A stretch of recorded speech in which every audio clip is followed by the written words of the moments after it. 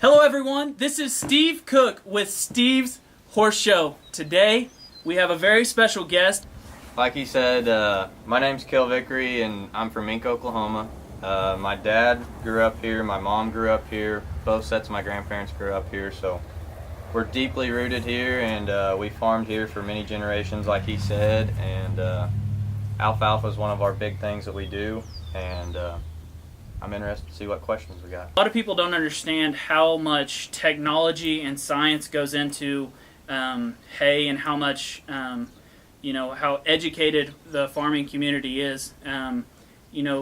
What I was thinking of on the way here is what is the percentage, do you think, just off the top of your head, bales that go through the field that don't get busted, that go into the barn, that are not bottom bales, that don't mold, and then get to the actual feed store, that get to the end user? What do you think the percentage is? 50% of the bales actually get to? That's a good question, and I'd have to put a pencil to it, but to our high-end customers, we're going to be below 50%. Now, if we're talking just hay in general, I would say 80% of our hay can go to customers, but that's going to be cow hay, horse hay, dairy hay. Our horse hay is going to be our premium quality, the best stuff we got, and that's going to be maybe 20% of what we make each year. Okay, so alfalfa is a perennial, so like if you plant it, you hope to get 5 years out of it. Now, some people will get 7 years out of a stand. Sometimes if you've got it planted on something really good, it may flood out and you may only get 3 years of stand, or not even that. Every field you planted on, you're going to have spots that flood out where there's too much water that stands. But you hope. I would say when we plant it, we figure on a 5 year pay. 5 years pay schedule is what we're hoping for. And talk about the technology and the science behind baling it. We were talking about it this morning, that how much variables go into when you have to actually put it into a bale. Well, I think it all begins actually when you go to plant it. That's when technology has came so far for us and is helping us get better and better. The technology on the seed is what has drastically changed. Now you've got Roundup Ready alfalfa, you've got your conventional alfalfas, your commons or whatever, and the gap in quality you can produce there is astronomical. Then you've got all your soil sampling, which everyone will be familiar with, but on alfalfa fields, since you're planting them for such a long time, it's crucial to get exactly what you need for the plant before you plant, because you're putting $200 an acre in seed down. You don't want to go out there and not properly have it ready. And then once we get it up, then that's when it comes to spraying it. We've got to spray for bugs.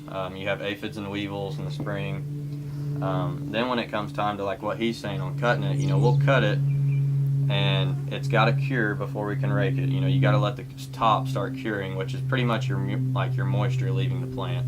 Then you'll rake it, and the bottom side will still be green, and that's when you'll let it cure for most of the time of day, and then you come in and bale it. But what he's talking about there is we have to bale it with the right amount of moisture. I can take the best hay we got that's right over here in this barn. If I put it up at 30% moisture and go slam it in that barn, it's going to be moldy and look horrible. It's going to be hot. It's going to get hot. It's going to go through a sweat. So that's what happens when you get a moldy bale of hay, is it was just baled at too high of a moisture. Most commonly, yeah. In the evening, you only have so long to bale. In the mornings, you have so long to bale. And you try to get as much done as you can in that time frame, and that's where people get in a bind, is if you push it too far. Say you got 40 acres built and you got 5 acres left. You're like, man, I sure would like to get that done, and just take a chance. You take a chance on it, and that's when if you have too much moisture in that bale, when it goes to leave, there's a science to that I can't tell you, but somehow when it goes to sweat and leave, it starts getting hotter and hotter, and like it will get to 140 degrees. And once it gets up to like a certain point, that's when it can actually ignite, yeah, catch on fire.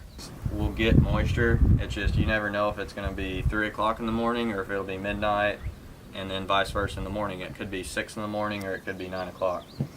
Right now we're dealing with extremely high humidity for this time of year, and it's been horrible trying to get all this second cutting hay put up perfect and in the barn.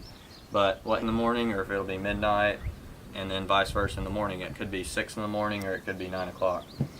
Right now we're dealing with extremely high humidity for this time of year, and it's been horrible trying to get all this second cutting hay put up perfect and in the barn. But what he's talking about on your flakes, so like if you bale it too dry, when it flakes, like each bale has a plunger, and so it's going to shove hay up into the throat of the baler, and then the plunger hits it, and that's what makes your flake. So like in a 3x3, you'll probably have 30 to 35 flakes per bale. So since that's what we're talking about, If I was a piece in a baler, I would want to be a plunger. That's the leading role right there. I would just want to be the boss. leader. I would want to be the head plunger. Well, there's only one of them, so you'd have it down. But Go on, sorry. on if you're baling it dry, the problem is when somebody goes to cut the strings off, it's just gonna blow up. It'd be like it's just gonna. That's the it's people gonna that crumble. just have to scoop it. Yeah, and throw so all of our horse. Does that affect the nutrition? No, but it can. So at that point in the game, your nutrition is in the hay, but most of your nutrition is in the leaves. So that's why, like your leaves is what carries the protein in most plants anyway.